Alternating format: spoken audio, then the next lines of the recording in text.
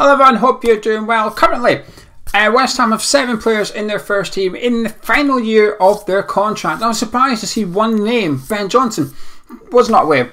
Did not know that Ben Johnson is currently in the final year of his contract at West Ham United. 6 others as well. I'm going to be taking a look at all 7, giving you my thoughts on whether I'd give him a new contract, whether I'd kick the can down the road. Jury's still out, not too sure. Let's just delay the decision for later on in the season, or saying goodbye to him, because one or two we're going to have to say goodbye to, including Mark Noble.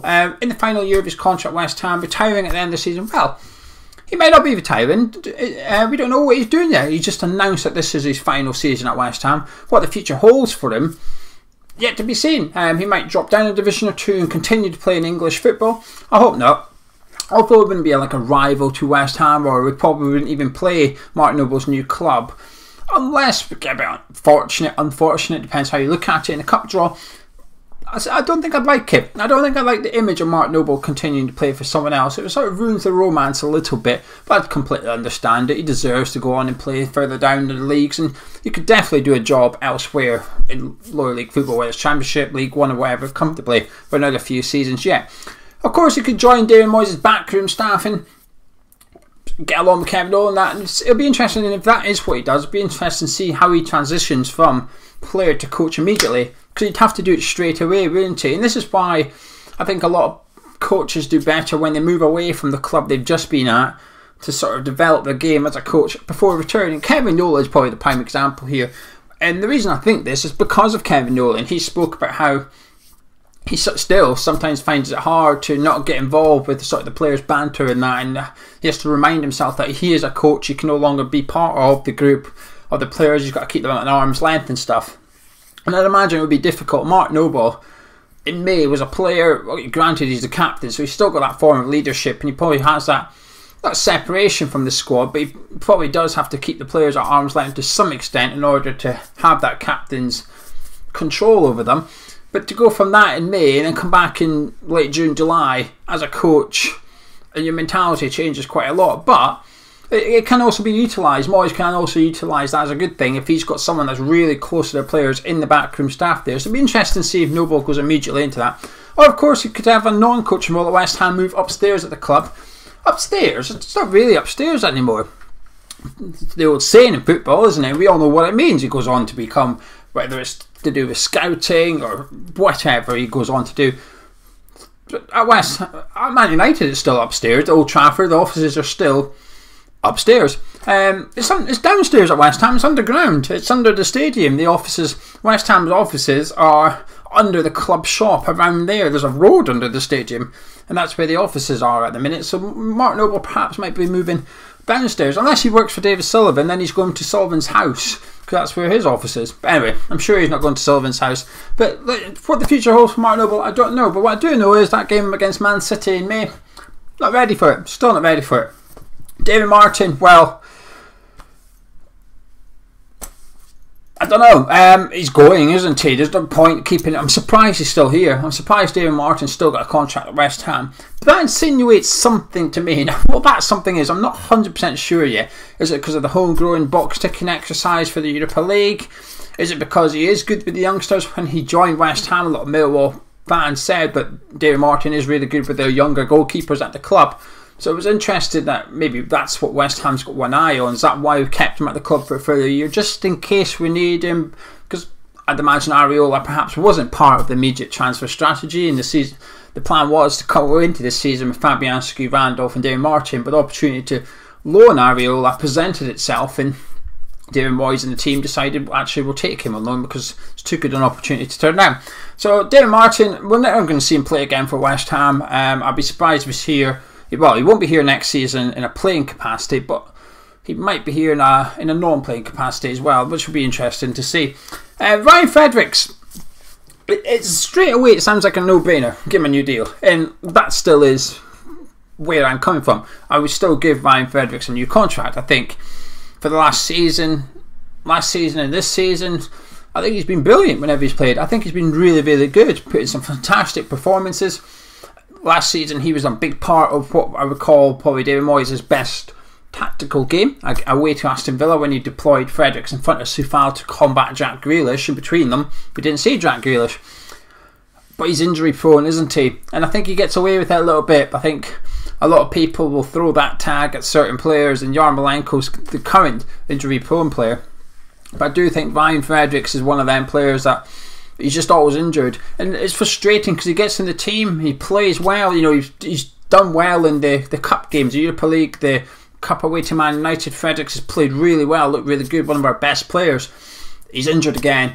There's one step forward, two steps back all the time with Ryan Fredericks. I'd still give him a new contract because he still does have age on his side. He's not one of the highest earners at the club, and I still think he probably represents good value for the games he does play because his wages are quite minimal for a Premier League team. But he's got to be careful, I think. I think he's going to have to be careful. If we didn't have European football, if we were in it now, we probably weren't going to be in it next season. I wouldn't be surprised if the club delayed their decision on what to do with Ryan Fredericks, purely because you don't really need 3 right backs, do you? Because we've got 3 right backs at the moment. You don't need 3. But because of the European football thing, I think we'll see Fredericks get a new deal. I hope he does. He deserves it. He does deserve it. But that injury are starting to rack up and get a little bit frustrating. As a fan, it must be even more frustrating for Fredericks and even more frustrating for David Moyes as well. But new deal for me. Ben Johnson, the other right back. The one I was surprised at. I'm surprised that this hasn't been sorted already. I don't see why it wouldn't be sorted already. Maybe we've offered him contracts, he's rejected it, we just aren't aware of it. Maybe it's pretty much done and it's just waiting.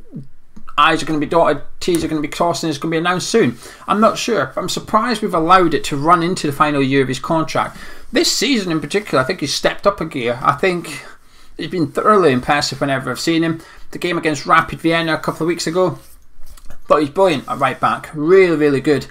And he's just a bit unfortunate that Soufal is that reliable, that good, just never out of form, is he? Yes, Soufal had a stinker against Brentford, but that's it. One game, one bad game.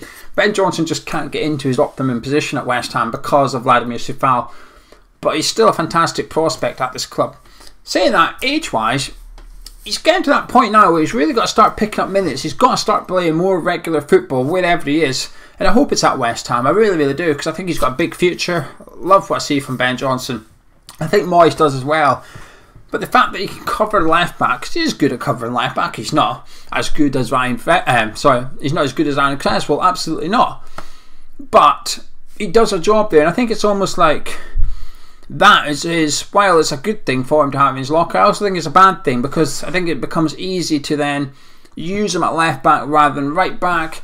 And his progress has probably been hindered by the fact that he can play in 2 positions, but you could argue it's been heightened as well because he can play at left back when necessary. But yeah, Ben Johnson, give him a new deal. Absolutely. I'd like to see him get a long-term contract as well, 4 or 5 years on the table, get him signed up. Simple as that, really. Been really happy with him. Who else we got? Yarmolenko. We're probably going to have to release him, aren't we? And it's frustrating because, again, we're sitting here tonight. He scored for Ukraine last night and he scored for Ukraine on Saturday night as well. So he scored 2 goals in 2 games for Ukraine. 4 goals behind Andrei Shevchenko and Ukraine's all-time goal scorer list. Yarmolenko will probably finish a career as Ukraine's all-time leading goal scorer. Remarkable achievement, especially when you consider how good Shevchenko was. But he doesn't do it for the club, and I understand why. It's nobody's fault, because I think at Ukraine, he's the first name on the team sheet. They get the best out of Andrei Yarmolenko by putting Yarmolenko in there, putting him in his best position to play the style that gets the best out of Yarmolenko. West Ham don't do that. We might put him in his best position on paper, right wing, but the way we play is completely different to the way Ukraine play. He has been very injury prone. He's got a lot better recently. He's been available for more games recently. But we're not getting value for money. You know, he's on over £100,000 a week. If he was 50,000, you might give him a new 1-year contract or something. But he's not, is he? He's on big money, and I'm not gonna. I'm not gonna slag him off or anything. I think he's a fantastic player. I think he's one of our best players when everybody's fully fit. In terms of technical ability, if you want to call it that, he's probably the best. If you lined up a football. If the West Ham team did the crossbar challenge, for example, I wouldn't be surprised if Yarmolenko won it, okay? Because he's got that in his lock. I used to say to Gonzo, if you were to boot the ball 50 yards in the air and it comes down and watch all the West Ham players control it, Yarmolenko would probably be the best at it. He'd probably be the one that just touches it and it lands at his feet, sorted. Beautiful, beautiful player.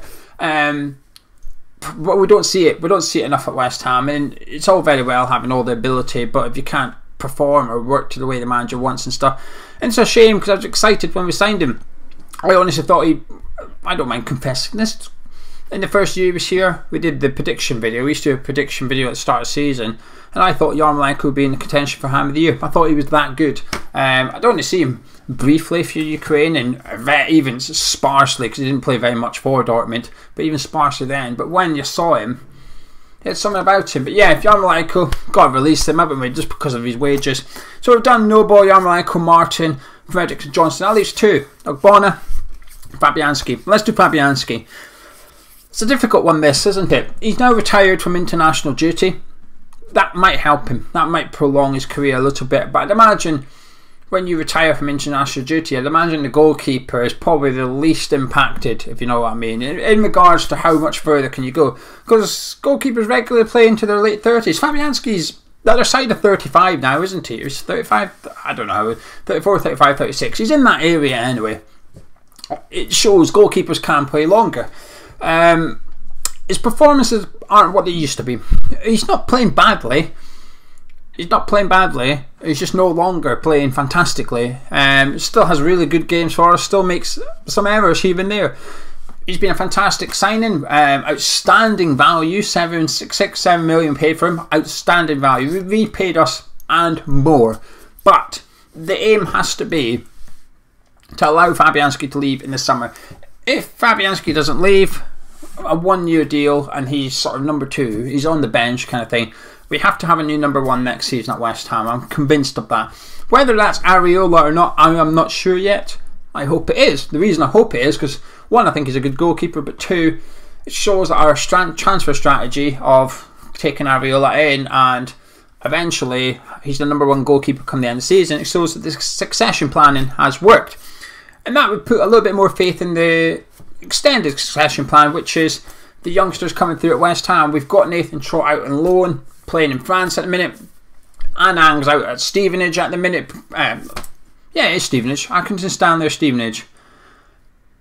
Stevenage. I'm sure it's Stevenage. It might be Accrington Stanley, but for some reason I think it's Stevenage. Anyway, Anang's out on loan, performing very well for them as well. Becoming a bit of a crowd favourite, I believe, down there. So the youngsters are doing well. They're sort of getting to the point where they're almost going to be knocking on the door at West Ham saying, I'm good enough to be your third choice goalkeeper now, I'm good enough to be given an opportunity. And that puts a bit of pressure on, because we've also got, you know, Darren Randolph at the club as well as Fabianski. So Fabianski, kick the can down the road for me, wait and see, because unlike, say, Fredericks can in January can negotiate with a foreign club if he wants to for a pre-contract, and he might do that, he probably wouldn't.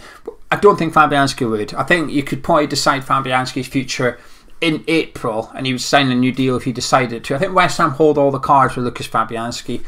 The other ones, Ryan Fredericks, Ben Johnson and Ogbonna, not so much. Now speaking of Ogbonna, this is the other one. If you asked me a month ago, 2 months ago, in the summer I said 100% give him a new 2-3 year contract, let's sign Ogbonna up. A month ago I would have said sign him up. Now I'm still giving him a new contract, but probably only 1 more year kind of thing on top of this one, because he's just got done in the last couple of games, hasn't he, against pace. And when you're a wily old fox like Ogbonna, it doesn't often matter. Usually you play the game so that you don't need to rely on pace. But the Premier League's the fastest league in the world. It's believed to be the fastest league in the world of football, okay? And pace is a huge attribute in the Premier League. You need to have speed in your team. The slowest teams tend to suffer. They tend to suffer unless you're top teams, kind of like Manchester City and that. But you definitely need someone that can run. And we've got Brentford on Sunday. He came up against a partnership with pace and movement in between them, and he got exposed massively. And I didn't like it. I didn't enjoy it. But I'd still give Ogbonna a contract. However, probably err on the side of caution with this one, which is just kick the can down the road a little bit and wait and see. Give him another run of games and see if he's that was just a blip of form, or if it really is age is starting to catch up with him a little bit. But I'd expect to see Ogbonna here next season as well, and I hope he is, because he's been a fantastic servant to us. And like I said, up until this season, I think the last 2 or 3 years, I think he's been unbelievable. I think he's been unlucky not to win a Hammer of the Year award, and if he wasn't for injuries, he would have possibly gone on to win one of them. But he did get injured. So yeah, there you have it. Just to run through it very quickly, I want your guys as well. In the pinned comments of this video, I will put the list of the 7 just right next to it, whether you give them a new deal, whether you boot them out of the club in May, June it is, giving them in June, or whether you kick the can down the road, decide, jury's out, we'll wait and see for a little bit. So Ben Johnson, get him signed up immediately. Fredericks, give him a new contract as well. Ogbonna, I'd wait and see a little bit. On the side of giving him a new deal, but I'd wait and see a little bit. Fabianski, the other side of Ogbonna, wait and see, but probably release come the end of the season. David Martin, it sounds really harsh because he's a West Ham fan. He's a really likeable character. If you ever see him doing videos for West Ham on YouTube and stuff, it's impossible not to like David Martin, but he's just not required at the club anymore, is he? Yarmolenko's the same. His wages are the biggest issue for me, and he doesn't fit what David Moyes is trying to do. And Mark Noble, well, he's decided, unfortunately, because I wouldn't want to do a video where I've got to say whether I'd release Mark Noble or not come the end of the season, but Mark Noble wanted to stay. That would be a different video to make, a sadder video. Actually, I just wouldn't make it. I would just avoid the subject, in all honesty. Anyway, get involved in the comments below. Drop a like on it if you enjoyed it. Subscribe, new here. I'll be back tomorrow. We'll be looking ahead to the Everton game. We'll have the Everton preview tomorrow night. Myself and Gonzo are recording that tomorrow, so that'll be up. I'm looking forward to football being back. Catch you in a bit.